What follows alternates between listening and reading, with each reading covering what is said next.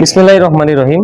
গোপন সংবাদের ভিত্তিতে আজ 6 সেপ্টেম্বর 2025 তারিখ শনিবার মধ্যরাত 1টায় কোস্টগার্ড বেস মোংলা কর্তৃক সুন্দরবনের পশু নদী সংলগ্ন ছোট পদ্মাখাল এলাকায় একটি বিশেষ অভিযান পরিচালনা করা হয়। অভিযান চলাকালীন উক্ত এলাকায় কোস্টগার্ডের উপস্থিতি টের পেয়ে ডাকাতরা পালানোর চেষ্টা করে।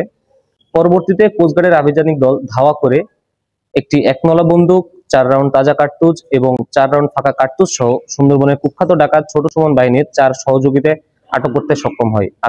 আটককৃত ডাকাত মোহাম্মদ বিল্লাল হোসেন, মোহাম্মদ রবিউল শেখ, মোহাম্মদ জিনাত হাওলাদার ও কালাম গাজী। আটককৃত ব্যক্তিরা খুলনা ও বাগেরহাট জেলার বাসিন্দা। তারা দীর্ঘদিন যাবৎ ছোট সুমন বাহিনীর সঙ্গে ডাকাতি এবং ডাকাত দলকে অস্ত্র, গোলাবারুদ ও রসদ সরবরাহের মাধ্যমে সহযোগিতা করে আসছিল। অপরদিকে রাত 2টায় কোস্টগার্ড স্টেশন কৈখালী কর্তৃক শ্যামনগর থানাধীন সরকারি মহসিন কলেজ সংলগ্ন এলাকায় একটি অভিযান পরিচালনা করে প্রায় 25,000 টাকা মূল্যের 50 পিস ইয়াবা ও নগদ 17,580 টাকা সহ একজন মাদক কারবারিকে আটক করতে সক্ষম হয়। এছাড়াও ভোর 5টায় কোস্টগার্ড স্টেশন রূপসা, নৌবাহিনী ও পুলিশের সমন্বয়ে খুলনার লবণচারা থানাধীন সুইচগেট সংলগ্ন এলাকায় একটি বিশেষ অভিযান পরিচালনা করে 4টি দেশীয় অস্ত্র ও 6,400 টাকা মূল্যের 200 গ্রাম গাঁজা সহ একজন কিশোর গ্যাংয়ের সদস্যকে আটক করতে সক্ষম হয়।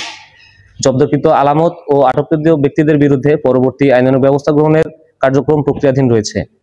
দেশের উপকূলীয় এলাকা এবং সুন্দরবনকে মাদক ও দস্যুমুক্ত রাখতে বাংলাদেশ কোস্টগার্ড এ ধরনের অভিযান ভবিষ্যতে অব্যাহত রাখবে। ধন্যবাদ।